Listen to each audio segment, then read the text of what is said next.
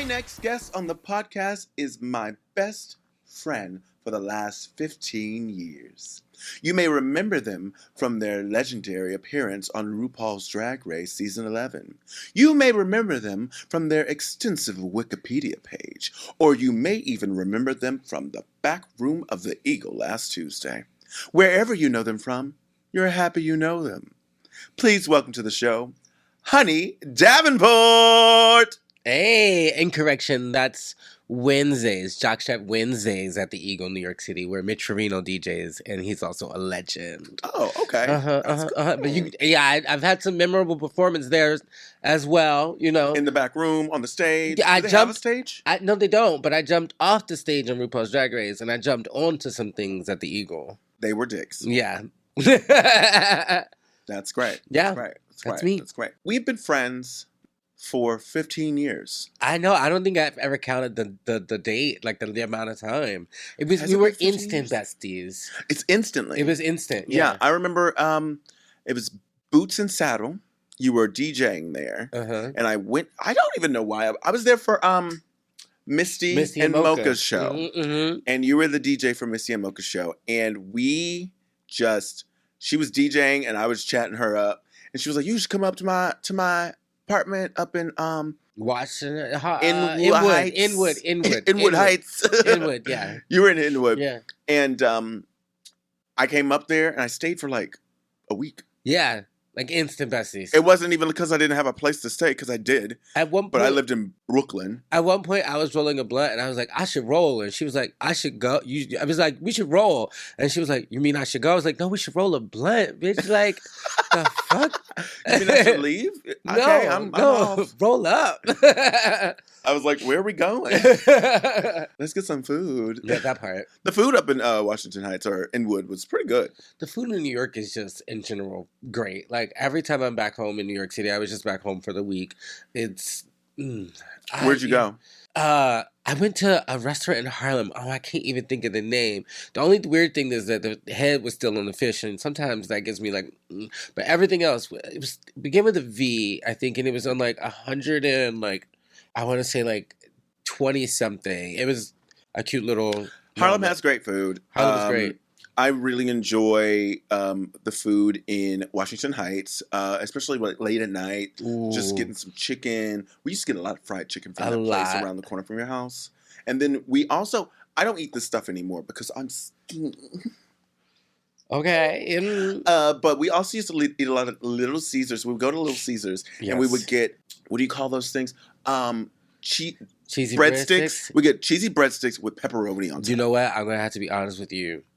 There is a Little Caesars across the street from my gym, and I fully work out and eat Little Caesars. And here is why. Palm Springs? Here is why. Because the owner of Little Caesars paid Rosa Parks rent for the last decade of her life, and I do not feel bad that I eat Little Caesars. What? Yes. How'd you find this out? Oh, baby, Rosa Parks was having some hard times, and the owner of Little Caesars found out and said, we pay Rosa Parks rent. And for the That's what we do now. That's what we do now. And for the last decade of her life, and it never came out until he died. That's beautiful. Yeah. Was he black? No. That's even more beautiful. No, I know, right? Yeah. Yeah. So, listen, I'm eating Little Caesars in the name of Rosa. I'm eating Little Caesar for Rosa. Right. It's only benefited white people now at this point. It's definitely not benefiting my abs, but you know what? It's a good escape. I'm trying to wind off the cheese. My trainer keeps telling me, like, if you stick to the diet, then you'll see the results. And I'm like, say this, and then I see cheese, and I'm like, I can eat a piece of cheese. Nobody gonna know. Who gonna know? Who gonna know I ate that cheese? Who gonna know? Who gonna know? You're now the Mr. Palm Springs Leather. I am. And you've recently gotten into the leather community, yes? Yeah, well, I mean, I always was, I had always participated in kink and fetish scenes, but never community. And so the community aspect of leather and kink I'm about like almost 3 years in since I've been in Palm Springs. But that's just because Palm Springs is like an like an ultimate place to foster that. In fact, I think that our leather community in Palm Springs should be a national model. The way that we care for each other, the way we uplift and educate each other and create safe spaces for everybody is like so wonderful and aligns with so many of my goals that it's like changed my life. I've watched you grow all this hair on your body and face and just think to myself, wow. Do you remember the first time? Okay, so real tea, the first time I grew out my beard, the first person who saw it, because I didn't know I could grow out a beard like this until I was eliminated from Drag Race. Yeah, because then you can't do drag. You can't do drag. And when I was eliminated from Drag Race, for a big portion of that time, I spent it sequestered at Sapphira's house in Philly. Yep. And grew a beard. Grew a whole beard. A whole beard. Like, oh, well, look at that. Look at that. And then they were like, I thought you were just like this baby-faced bitch who couldn't even do it. And then they were like, come back on for that one episode. And I was like, okay, cool, I'm down. They were like, well, has anything changed about you? And I said, well, yeah, facial hair. And they were like, don't shave. I sent them like a selfie. And they're like, don't shave. Come on with this. Yeah, come on with this. And oh, wow, virgin. That's real manly, masculine. Look at you. That's so masculine. I'm so butch. I'm so butch. But I felt like of my whole experience of watching myself on TV, at least, the thing that I felt like I celebrated the most and that the world celebrated me the most for was walking back on with a beard. Like, they were like, who's that dude? And like, they were like, that looks like a wonderful seat. It made so many dicks jump. Seriously. Yeah. Someone recently asked me, when you were on Drag Race, did your DM get flooded with thirsty people?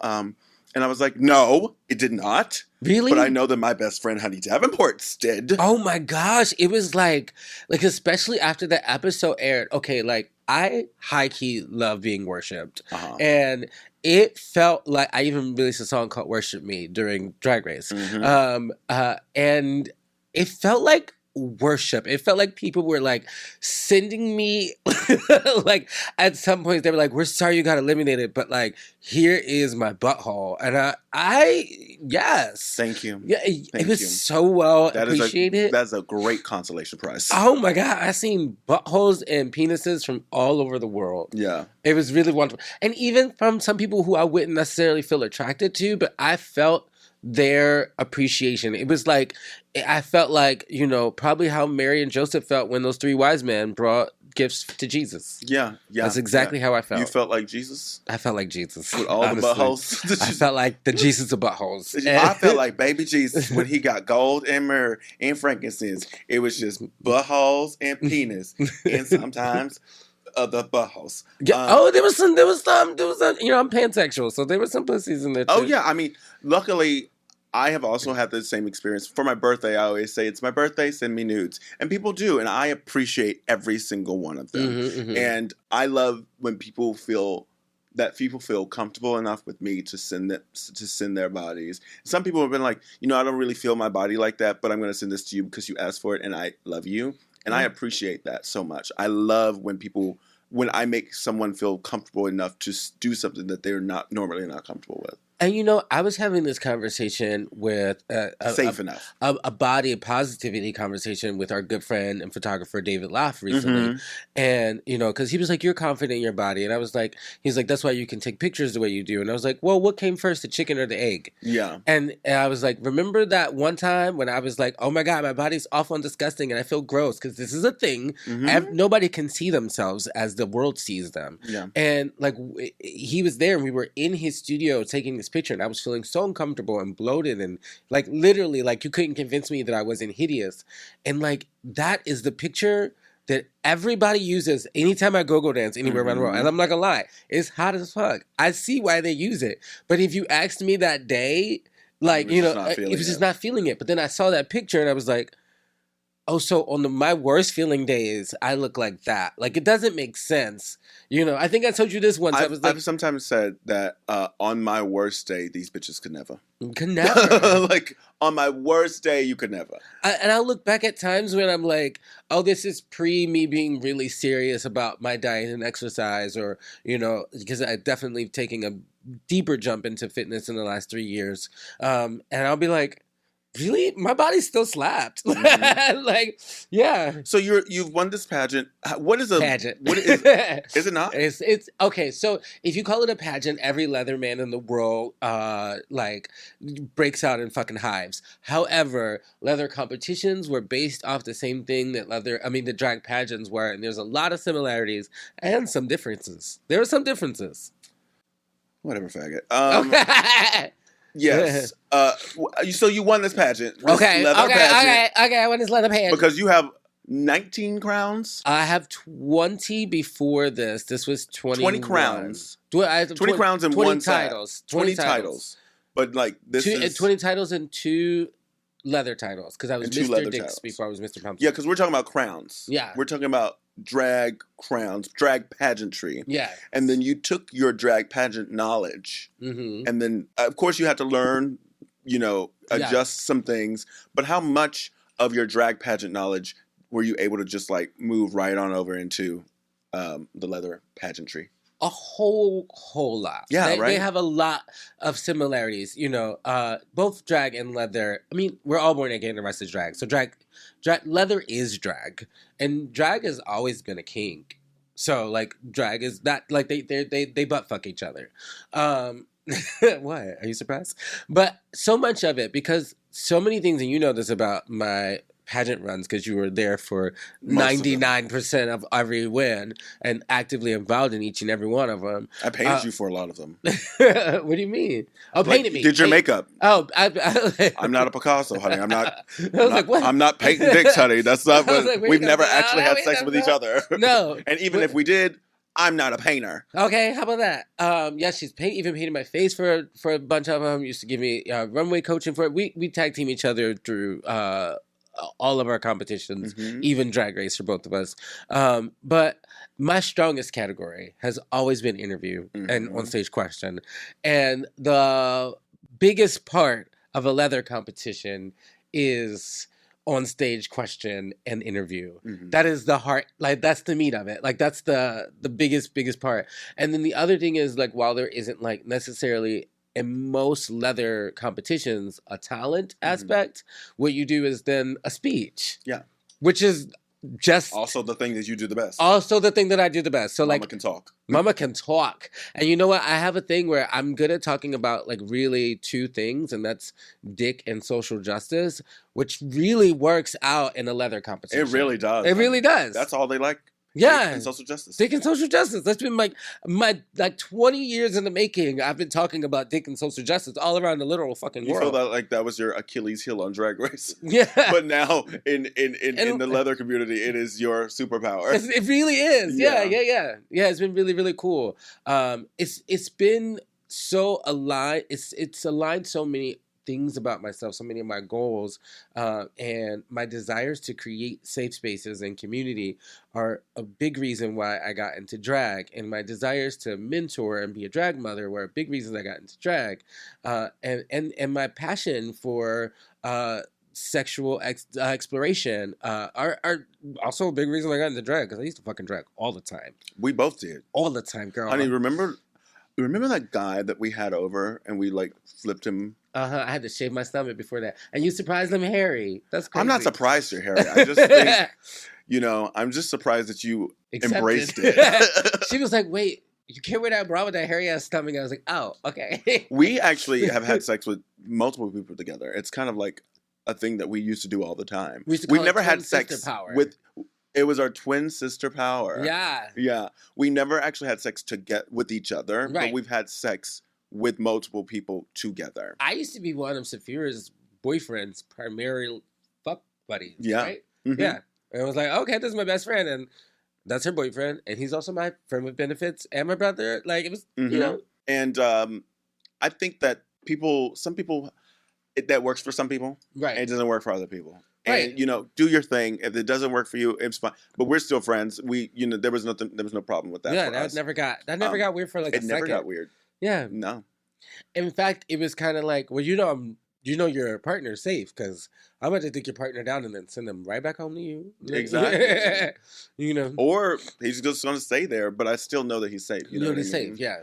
Remember that time when we were we were with that guy, and he was like fucking you, and I was like here, and then Oh, he's like, eventually, and I can't take a fist. no, and he goes, "Oh, you're not gonna get a fist in there now," and I was basically right here at this point. I was like, "Hun, my entire hand's in your asshole, sir. Right. Right. You are literally a fucking sock puppet right now. Do not tell me that I'm not getting this fist in your asshole." That wasn't in Chicago, was it? No, that was in New York. That was in New Queens. York. In Queens. Oh yes, The daddy. I remember that. Oh my gosh, he's so hot. I used to fucking. He was very hot. Yeah. Yeah. What would you say is your was one of your favorite times? Because you've had many threesomes. Mm-hmm. What would you say is like, oh, that was an epic threesome? An epic threesome. Oh my god, you're right. I have had so many threesomes. That is a weird thing to like. Like, but you know, okay. I will say this epic like group play. Do you remember after the first time I lost Miss Continental and we found that random piece of trade in the middle? Oh of Chicago, my god! Our whole squad fucked him. Like our whole squad ran through him, and like me more than most. Like I was like, and her, and then back to me. Like, but like Yes. fucking cutie ran out.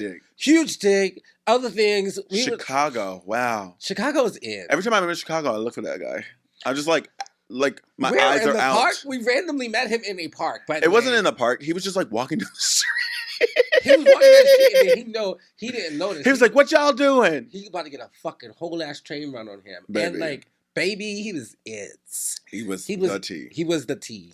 Like, you never see somebody, you're like, "Oh, you're sexy," and then they come over, and then his dick was. I was just like, "Holy shit! Right. We hit the jackpot!" You know, Yes. It was like one of those. It was like you lost the pageant, but you won the war. I won the war, right? I was like, I left Chicago, like, you know, with a nice stumble. Like, Yeah. She's like, Yeah. Right. That was epic. That was pretty Everyone epic. got fucked by that dude. I don't remember his name. Damn. I'm just so happy, we're not in And 2000 cocaine anymore. Oh, there was so much cocaine on that night. Oh my gosh. Oh, Jesus Christ. We might have got low scores, but we definitely got high.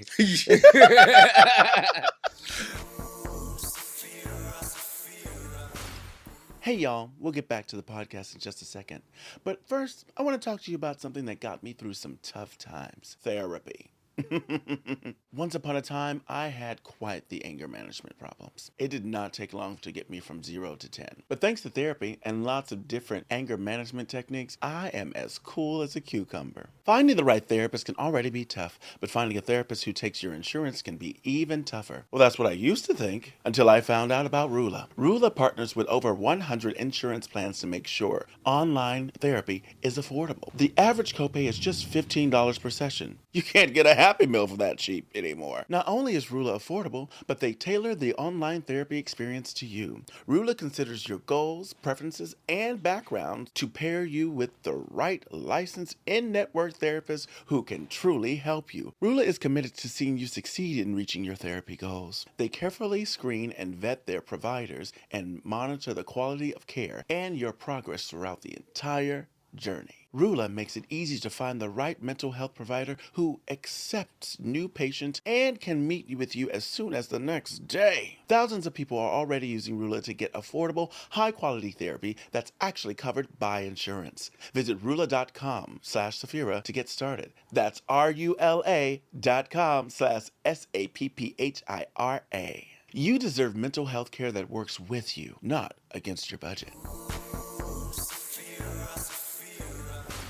I love you so much, and I'm very sad because you live here on the West Coast, so I don't see you as often. What would you say is your favorite thing about me? My favorite thing about you is you always keep like whenever I'm freaking out and losing my shit, you're a really good person to call and be the voice of reason. Like you're really, really good at like you're the Honey Davenport whisperer because I'll be like, the world is ending, the sky is falling. You'll be like, so I'm going to say these 3 words and you're going to calm down. I'll be like, well, yes. He's Yeah, I guess that does make sense. I guess that does make sense. Now I'm breathing again. Okay. Yeah. All right. Cool. That's my favorite thing. I don't think I've ever felt that way. And that has been consistent through our whole friendship. That is, before Drag Race, that is during pageants and before pageants. I think you're the only person that successfully ever yell at me and still have their teeth. I remember one time you yelled at me and I was like, honey, you would never, ever allow someone to talk to you like this. So I'm going to let you... I'm gonna call you back, okay? And we're gonna talk later. And then you were like, yeah, you're right. Okay.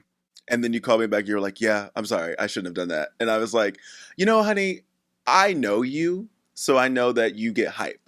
And she's from Philadelphia, y'all. Yeah. And I live in Philadelphia. Like, she got out, but I decided to move there. And it never got out of me. Well, there's a lot of things that never got out of you. And continue to return, honey. Okay. But, like, I understand that about you, and I think it's very important to have people in your life who understand who you are and will meet you where you are and not where they expect you to be. Yeah. And that's what I love about you. And, we're not perfect. So sometimes we do get mad at each other, and sometimes we do, want them to do something. But everything we want our friends to do is something that's good for them anyway. Like, she was yelling at me because I just wasn't... I think you were making videos during the pandemic. We needed to make videos or something. I was like, why are you not doing this? Blah, blah, blah, blah, blah. Yeah, I was like, calm down. I was like, we have to keep doing. You're like, you're not doing anything for your career. You're fucking, you don't even care. And I was like, you need to relax. Yeah. Goodbye. Let's talk again later. I definitely had. I said, number one, you would never allow someone to talk to you that way. Yeah, I definitely had. I felt a lot of pressure to produce in that time. Yeah. It was, a lot of times we think about season 12 as the COVID season of Drag Race, but really my season was the COVID season of Drag Race because it was you tour after your season, not while it's on. Yeah. So it was the aftermath of my season when COVID-19 happened. I remember when it all shut down, everything shut down, and my agent called me and he was like, all of these things are gone, and girl, you don't get those back. No. They don't come back again. No. So the way they just pop them out, yeah. It's on to the next girls. By the time we were back out the house, there was 2 other cycles of the show. That was done. You know what I'm saying? There was no more European tour. That never happened.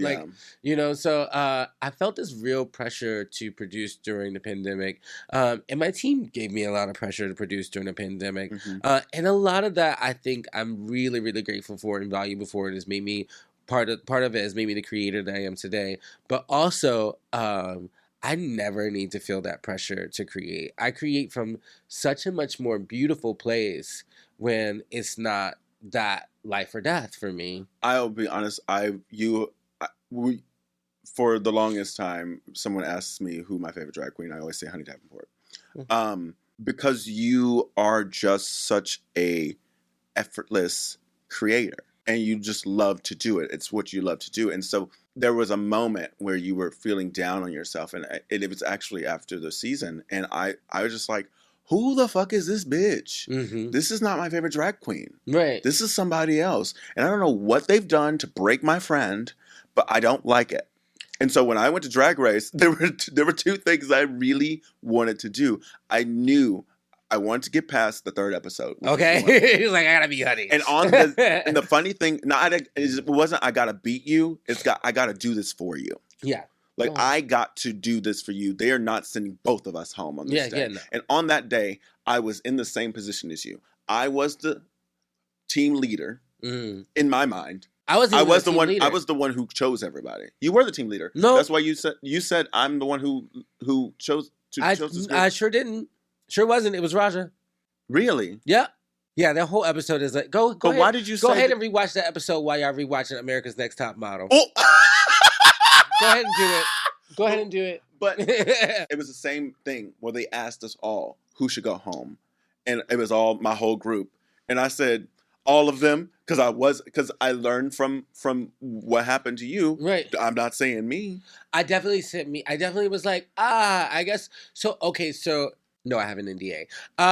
But what I will say is that there are moments of the episode that led me to believe that I should say that. There were moments of that judgment that led me to believe that that was the response that I should give. And what is the lesson that you learned from that? Don't let nobody tell you the fuck to say. The lesson I've always learned is follow my heart. Right. I learned the same thing when it came to being on that show, and I realized, and I also learned that, like, I don't know what you experienced. You know what I mean? I can't. We have two different experiences, so I can't say. But I was with other people who were experiencing things that sounded similar to what you had experienced, what you had, relayed to me when you were staying with me. Right. And I realized a lot of this is in our heads. One of the things that happened to me, I ended up drinking my potion because I was in my head. Yeah. Because I thought, oh, I didn't do the thing that I wanted to do. Mm-hmm. I suck. I'm going home. They're going to try and send me home today. They weren't trying shit. I never had that in my head, actually. Actually, the craziest thing is the episode that I was eliminated on. I guess this is not breaking NDA. But the episode I was eliminated on, I actually told the producers I thought that I might win that week. I was like, my runway is sickening and other details that I can't express. Yeah. Well, I... That can really, I never for a second was in my head. And then I was like, that's why you can see in my elimination, I'm like totally gooped, like holding my face like, wait, what? Mm-hmm. Oh, okay. All right. And you know what the thing is though? Here's what's really real. Is that what I wanted from the show was for the world to see my heart. And what you know about me is that I cry at a drop of a dime. I'm super emotional. I'm super sensitive. And that's probably one of the most sensitive and real emotional moments of my life. And for a long time, I hated that moment. I was so upset about it. And then at one point, somebody, I was talking to this one person. I was like, yeah, that moment and blah, blah, blah, blah. He was like, oh, is it the moment where you were so honest and real with the world? And I was like, oh, wait, that's what y'all all saw? Oh, wait, let me look at that again. I was like, oh, shit. Okay, cool. And honestly, it really changed my perspective on the whole situation. Now, there are parts of it that, we know the reality TV machine at this point. I'm not saying anything you don't know.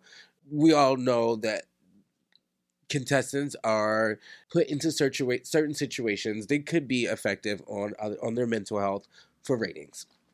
That is how reality TV works. Every single one of them, not just American Next Model, not just Drag Race, not just Survivor. This is how you create the stakes, which creates entertainment. And so there are definitely parts of my experience and how hard it was that were reality, but how I dealt with that reality has become so much more powerful when I looked at it through the lens of exactly what I wanted to do, exactly who I wanted to inspire. I actually did that. And that's beautiful. That makes me proud of you that you accept that. I remember I was there on the day that you went home. I was at the viewing party. Mm-hmm. And it just broke my heart to see you like that. It always breaks my heart to see you cry, but it really broke my heart to see you like that because I was like, this was your dream for so long. And it makes me happy to now see you thriving, doing exactly what you wanted to do, finding a way to do something finding your way in a way that you didn't even know was possible. Right. And there's so many doors that accomplishing, I got to be on my favorite TV show. Mm-hmm. Maybe that's fierce. Like that, I did not accomplish my dream. I didn't win. I didn't get close to it.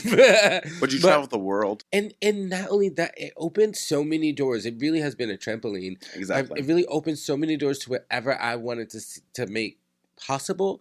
And at its heart, RuPaul's Drag Race gave me, in some way, in my mind, it gave me the ability to create whatever I want to create as such a creator. And it gave me permission.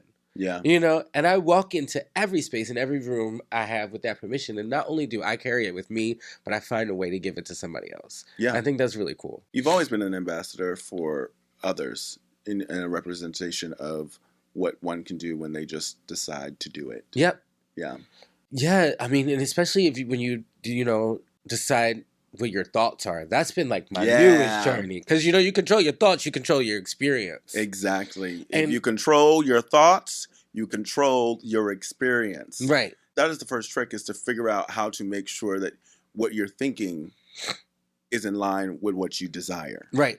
And I'm normally good at that, except for when my dick is involved. If my dick is making the shots and making the calls, then whatever's going to happen is going to happen. But besides that, I'm really good at now controlling my thoughts. You know, your dick sometimes thinks for you, doesn't it? No? Baby, I be doing so good sometimes, and I be like, damn, my dick is thinking for me again. Yeah. I'm weak. A lot of times, you know, I was experiencing this today. I woke up, I had a lot of things to do this morning before I had to hit the gym. And I had to make it to the gym because my workouts at my gym are just different than my workouts on the road. And so I was walking to the gym because I need to get an oil change, and I haven't done that yet. It's you know, me in cars, not fun. This one right here in cars. She decided to move to the West Coast where she has to have a car. And then she started driving a car. Oh, gosh. And then realized that she could not drive and that she hates driving. Yeah. Not only can she not drive, but she can drive, but she does not like doing it. She has missed gigs because she can't drive on the highway in LA. And that... Well, I couldn't. I can now. I can now. I just don't. And I remember one time I came down and I was driving and I was like, just like weaving through traffic and like, cause I hate traffic, but I'm from Houston, Texas. Y'all can be stupid if you want, but I'm going to get to where I'm going. Okay. And I don't give a damn. And I'm going to get through it. Okay. There's a spot. And you were like, how are you doing this? And I was like, I don't have time. And it's honestly, it's a lot of math. You look around, you say, okay, this person is driving slowly, right, all the way over there. I need this person, and you just have you ever played? Is it Frogger? Yeah, you have to get through the thing. Yeah, it's like a game of Frogger. That game too. I was awful at that game too. I was awful at every race car game I've ever played. But but you know, I think another real thing too is that I am a stoner. But I do not drive under the influence of anything. But you also have extreme anxiety. Exactly. And your marijuana actually goes helps away when I'm stoned. Yeah. So I typically do have a nice, gentle wake and bake. I'm not going for the gold. I'm not trying to smoke the whole blunt. But like a couple But she does. She's just not trying to. I'm not trying to. That's not the goal here. It's normally a few puffs to a half. I'm pretty good. But because I know I have shit to accomplish. I just want to lower... The way my ADHD works is that I'm constantly having 3 conversations and planning 3 things and making 3 new performances. And like, I'm going in every direction in my brain, and then I get stoned and it like zeroes in. I like calm down.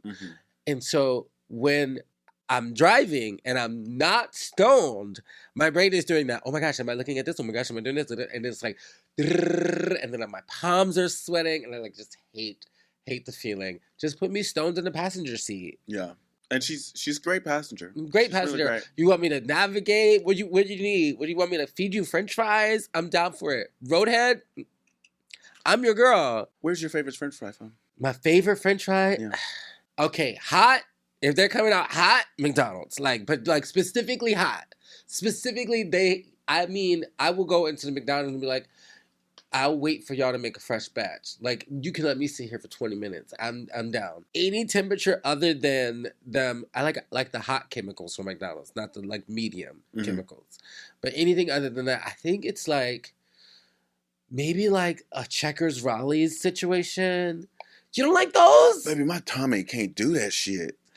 Checkers? You eating Checkers? We don't got Checkers out here, but we do got Checkers in Philly. You know what the fuck Checkers is. So don't care if they have it out here or not. What's your favorite French fry? Whataburger. Okay, all right. Every time I pull through Texas, I had a Whataburger, but like, how often is that? You grew up in Texas. I didn't ask you if you were there often. I said, what's your favorite French fry?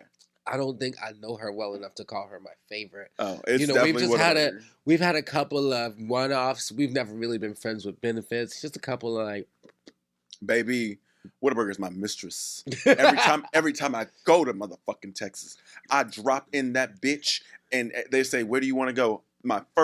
I tell the Uber driver, we're going to Whataburger. I will when riding through like Texas, even on like a layover, because by the way, I don't like direct flights. I prefer layovers. That's a real thing about me. Really? Why? Because I want to get up and fucking stretch and eat at Whataburger if I can. Like, like I don't need to, and I'm bi-coastal, so I'm often gone from one coast You're to the other. pan-coastal. No, I just have places on 2 coasts. Well, one of them is a little inward, and I'm about to get the second They're one. an inward. What? It's a little inland. Oh, I was like, so what? I live between One Palm of them is a Springs. nigga. I live between Palm Springs and New York, and it used to be LA and New York, and everybody is always like, direct flight. We don't have any direct flights. Bitch, I don't even like direct flights. Let me off this plane so I can stretch, have a french fry. You know, You're just going to eat french fries? Hopefully, they don't have Popeyes in Palm Springs. What? Is that not wild? So I know. You're telling me they have a Little Caesars, but no Popeyes. No Popeyes. You know what? That makes sense. I thought about opening one. I was like, okay, so I would look through the process of opening a Popeyes, and like, wow, it's only expensive. And yes, that's what it is. Actually, it was like, no. Whataburger. I thought about opening a Whataburger in Philadelphia, and I looked it up, and I was like, oh, no.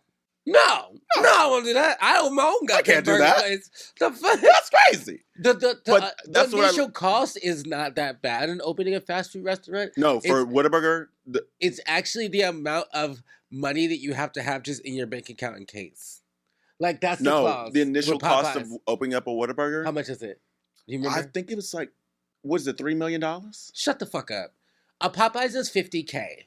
No, it's like either 6 digits or 7 digits. A Popeyes is $50K, but you do need a Whataburger is all fresh in your bank account just because.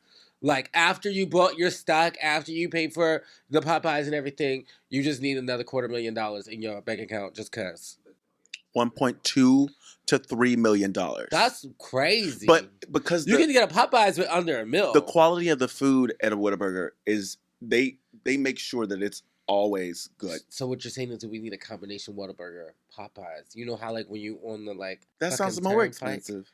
Yeah, just if you can go for it, go for it. Well, if you're gonna fry fries, you might as well fry chicken. You know what I'm saying? You're right. We could be like the fucking Vanderpumps of fast food. The Vanderpumps. Isn't that their name? Those white people who own that restaurant in WeHo? Oh, yes. Yeah. Yes. Yeah. I thought you meant the Vanderbilts. I was like, that's Anderson Cooper. No, I think he's a Roosevelt. No. Anderson Cooper is a Roosevelt or a Vanderbilt. Did you not know that? No. Yes, Anderson Cooper is like... It's giving Illuminati. Old money. It's giving Illuminati. I don't know about all that. Mm-hmm. Boom, honey. One thing about Miss Sapphira Cristál, okay, so she don't say shit she don't know about. Wait, hold up. No, she will say shit that she doesn't know about, and if you educate her, then she will now say the truth. Okay, so you live in Palm Springs. Uh-huh. How has it been since you moved out there? It's really a really beautiful life. Because you lived in LA for how long? 4 years. 4 years you were in LA. You're from New York and you lived there for 16. I lived there exclusively for 16, but I feel like I've never moved out of New York. So you exclusively lived in New York for 16 years. Then you moved to LA for 4 years, and now you live in Palm Springs. For 3 years. For 3 years. And of the 3 places, you love Palm Springs the most? Absolutely. And I also lived in Philly for 18 years. I grew up in Philly. Ain't nobody talking about Philly. Okay. We're talking about the places you've lived as an adult. Okay, yes, definitely. 100% Palm Springs.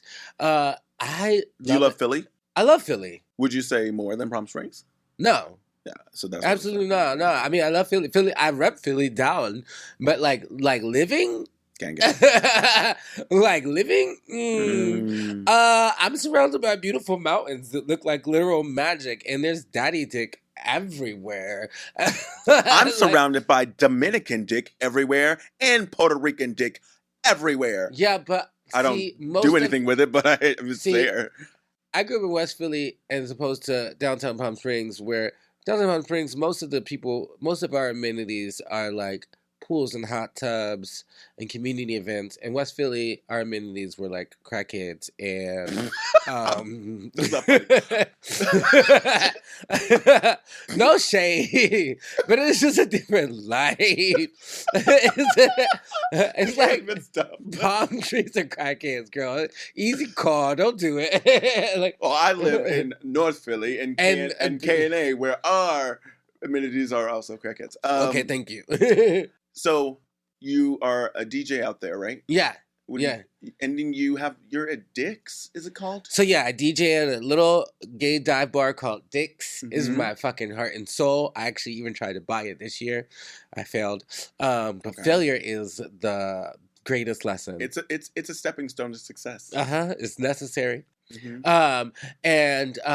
So I DJ at a little gay bar called Dick's, and I DJ at a big nightclub called Hunters, where I produce a monthly show called Uninhibited, which is a show where drag meets burlesque, meets kink and leather performance, meets me DJing in the style of Paris Hilton if she wore a leather jock. Yeah, you're a fabulous DJ. One of my favorites as well. Thank you. Not even just one of my favorite drag queens, but one of my favorite DJs. And you were DJing before a lot of these girls were DJing. And, right? Very successfully so, too. Where would you say is your favorite place to DJ? My favorite place to DJ.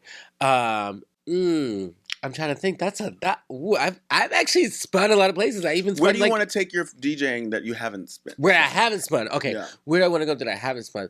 That could be really cool. I would say if I was wanting to go somewhere that I haven't, I want to do a DJ tour, not just one place.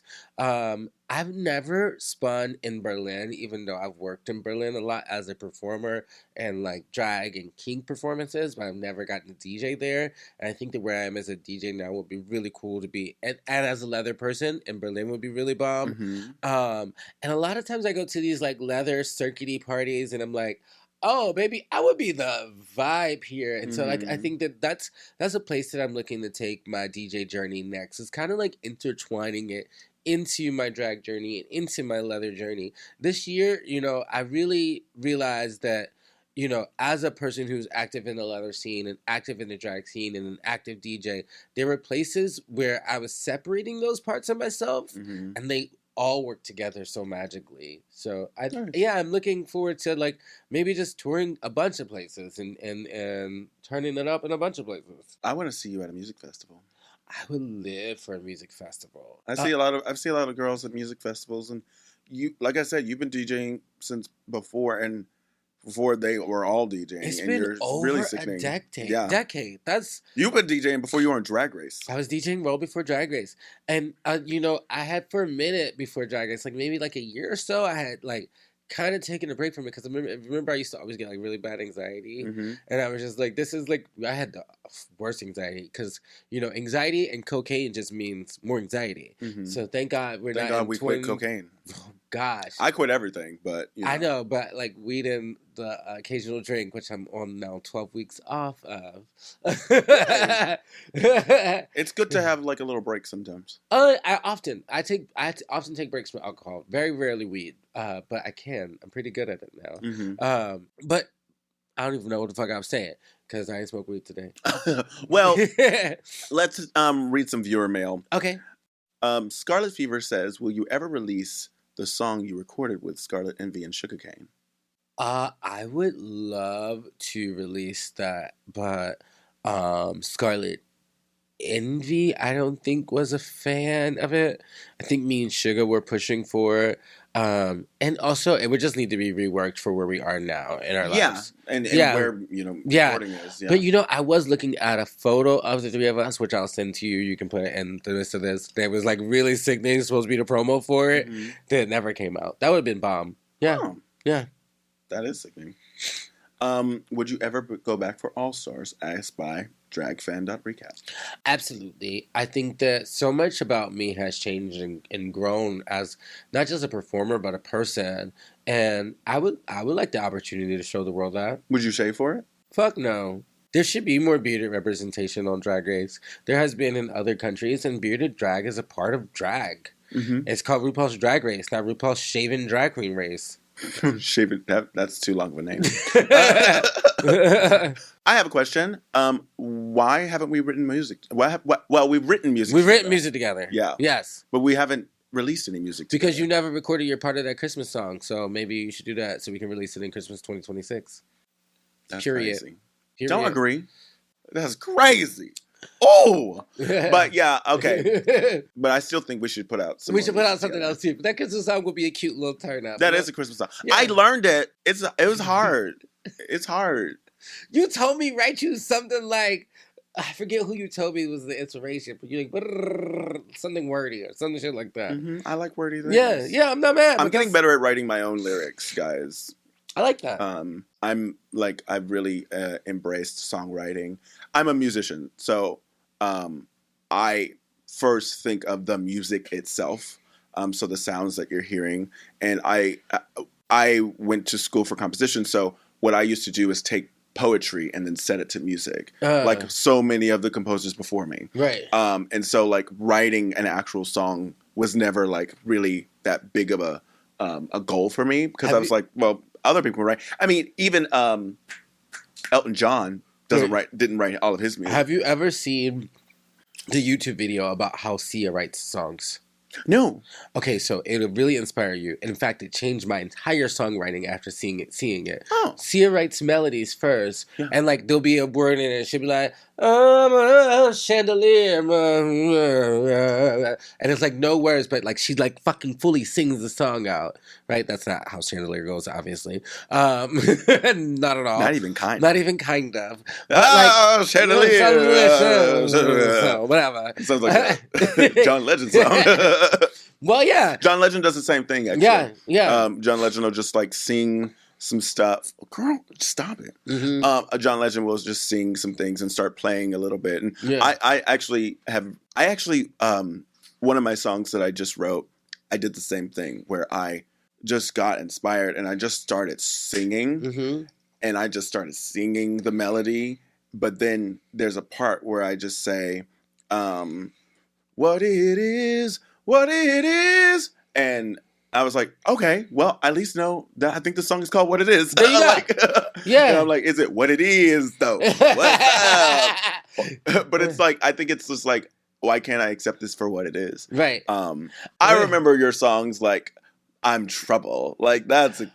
Oh, yeah. So, yeah, but Trouble has so much butt sex innuendos. And I guess, but it's more innuendo. And not straight up, I'm going to put my dick in your ass and I'm going to make you go. I'm a little smarter than that. I can talk about it without like being as direct. I mean, I think I've gotten more direct. That's what I'm saying. But I mean, yeah. But you're also in this phase of your life where you are trying to be direct. Yeah. You know, so much of my like post Drag Race career, managers and agents told me that I couldn't be as sexual as I wanted to be, or it was a bad idea to like, you know, start an OnlyFans. Well, guess what? I pay for my food by sucking dick on the internet. So how about that?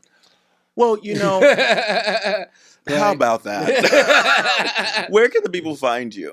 You can find me on Instagram at Honey Davenport Official, on OnlyFans and Just for Fans at Honey_Davenport, where you can see under my clothes. And you can find me all over the world at just about any fucking leather event happening in 2026. Baby, I love you so much. I love you too. I've loved you from the day I met you, and I'm so happy that I got to have you today. Thank you. I'm happy to be here. Thank you so much for being here. And thank you for joining me and Honey Davenport on Sapphira. I want you to always remember to truly love and accept who you are, when you are, where you are, how you are. You are perfect today. Okay.